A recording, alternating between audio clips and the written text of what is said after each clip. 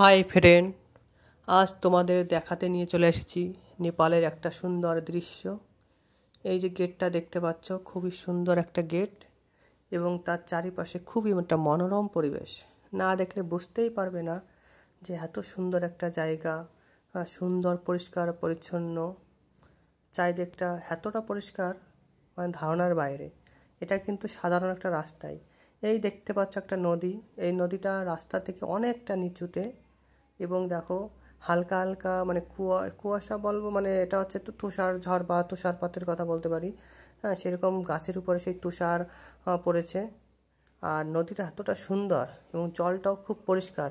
হ্যাঁ, শুধু এইখানের জলটা না, নেপালের সমস্ত নদী বা জলটা খুবই পরিষ্কার। আর এই গেটটা আমার কাছে মানে পার্সোনালি খুবই সুন্দর লেগেছে। কি সুন্দর গেটটা! ওই পাশ থেকে আরও বেশি সুন্দর লাগে, এটা নিচের দিকে। আর চারিদিকটা খুবই সুন্দর।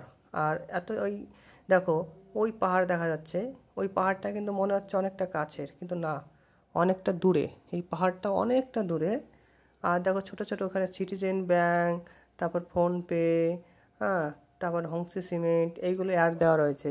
হ্যাঁ, এটাও কিন্তু অনেক বড় বড় করে লেখা, যেটা এখন যতটা মানে ছোটো মনে হচ্ছে, কিন্তু এর থেকে অনেক অনেক বড় করে লেখা। এটা অনেকটা দূরে রয়েছে। আর এখান থেকে যাওয়ার জন্য কেবিল কার আছে, যেটা রোপওয়ে বলা হয়, সেই রোপওয়েতে যেতে হয়, ঠিক আছে? তো ওইখানে যাওয়ার জন্য সেরকম কোনো রাস্তা নেই, মাঝে নদী রয়েছে এবং উপরে যে তার আছে কেবিল কার, তাতে করেই যেতে হবে। আর এই পাশটা দেখো, হ্যাঁ, পাহাড়ি রাস্তা মানে বুঝতে তো পারছো, কোথাও উঁচু কোথাও নিচু, ঢালু, মানে সব জায়গায় তো ঢালুই থাকে। আর এখানে ছোট্ট একটা মন্দিরের মতন রয়েছে। হ্যাঁ, মন্দিরটাও খুব সুন্দর, যদিও ছোট। আর এখানে এটা মানে এটা তো পর্যটন শিল্প এরিয়া, হ্যাঁ, পর্যটন এরিয়া। তো লোকজন এসছে, অনেকে ভিডিও তুলছে। আর এই নদীটা দেখো, এই নদীটার নাম কি সেটা আমি তখন জানতে পারিনি, এখনও ঠিক আমি জানি না। তবে নদীটার জলটা মানে এই দিকটা একটু কম ছিল, কিন্তু তাও নদীটা খুবই সুন্দর দেখতে। আর দূরে দেখো, ওই দেখো একটা বাড়ি রয়েছে।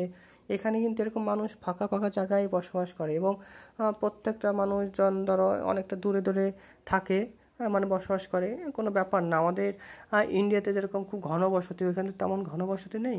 দেখো ওই দেখতে পাচ্ছ অনেক দূরে দূরে ছোট ছোট বাড়িঘর দেখতে পাচ্ছ। দেখো প্রত্যেকটা বাড়ির ডিস্টেন্স কিন্তু অনেকটা দূরে। হ্যাঁ, অনেকটা দূরে ডিস্টেন্স। হ্যাঁ, সবাই ফাঁকা ফাঁকা থাকে এবং কেউ কোলাহল বা ঝগড়া করে না। আর এই দিকে এই নদীটা পার হওয়ার জন্য একটা ব্রিজ আছে, একে বলে সাসপেনশন ব্রিজ, হয়তো দেখতে পাচ্ছ ওই সামান্য দেখা যাচ্ছে। হ্যাঁ, ওই ব্রিজটা সাসপেনশন ব্রিজ, যার নিচে কোনো সে আমাদের হাওড়া ব্রিজের মতনই নিচে কোনো খুঁটি থাকে না এবং ব্রিজটা খুবই দোলে। আর এরকম ব্রিজ নেপালে প্রচুর রয়েছে, প্রচুর। হ্যাঁ, বিশেষ করে আমার খুব ভালো লাগে এই ব্রিজগুলো। হ্যাঁ, দেখতেও ভয় লাগে এবং এই ব্রিজটায় যাওয়ার মতো শুধু মানে মোটর সাইকেলে যাওয়া যাবে এরকমভাবেই যায়, তাও মানুষ মোটর সাইকেল নিয়ে চলে যায়। এই দেখো নিচে যাওয়ার জন্য সিঁড়ি রয়েছে, দেখতেই পেলে তোমরা। এই সিঁড়ি দিয়ে মানুষ নিচে যায় আবার উপরে ওঠে। হ্যাঁ, তবে হ্যাঁ, যেহেতু ঢালু এলাকা, এখানে মানে গাড়ি ঘোড়ার থেকে হাঁটাচলাই বেশি করতে হয়, মানুষজন হেঁটে হেঁটে এক জায়গায় আরেক জায়গায় বেশি যাতায়াত করতে হয়। তো খুবই কষ্টদায়ক এখানে, মানে যে কোনো পাহাড়ি এলাকায় ধরো বসবাসযোগ্য মানে বসবাস করতে গেলে খুবই কষ্টকর, মানে হাঁটা চলাই বেশি করতে হবে। এই দেখো কত ছোটো ছোটো ছোটো ছোটো সিঁড়ি বেয়ে বেয়ে নিচে নামতে, দেখতেই মানে পাচ্ছ এবং বুঝতেই পারছো যে কতটা। আর দেখো প্রত্যেকটা সিঁড়ি ওইখানে দেখো ডাস্টবিন রাখার জায়গা রয়েছে, কেন বলো তো? যাতে মানুষ এখানে খুবই সচেতন, সবাই কী করে, যেখানে সেখানে নোংরা ফেলে না। হ্যাঁ, বা কেউ কোনো একটা নোংরা দেখলো ওই ডাস্টবিন রয়েছে সেখানে ফেলে। আর এই দেখো এই জায়গাটা আমারও খুব ভালো লাগছিল, যে কারণ এই দুটো পাহাড়ের মাঝখানে ওই দেখো সাদা সাদা দেখতে পাচ্ছ কিনা জানি না তোমরা বন্ধুরা, যে মেঘ দেখা যাচ্ছে। মানে দুটো পাহাড়ে দাঁড়া তোমাদের দেখাচ্ছি, দেখো যে দুটো পাহাড়ের মাঝে কীভাবে মেঘ আটকে গেছে, মানে কি সুন্দর লাগছে। এটা মানে মোবাইল থেকে যদি খালি চোখে দেখা যেত তাহলে বোঝা যেত। এই তো দেখতেই পাচ্ছ, দেখো এইখানে দেখো এই পাহাড়ে আটকে থাকে মেঘ। সেই ম্যাক্সিমাম মানে বড় বড় একটু পাহাড় দেখলেই পরে তাদের গায়ে লেগে থাকে সেই মেঘগুলো। হ্যাঁ, সে আমরা ছোটোবেলায় ভূগোলে পড়েছি। হ্যাঁ, শৈলতকে বৃষ্টিপাত হয় না, প্রতিবাদ ঢাল অনুবাদ ঢাল।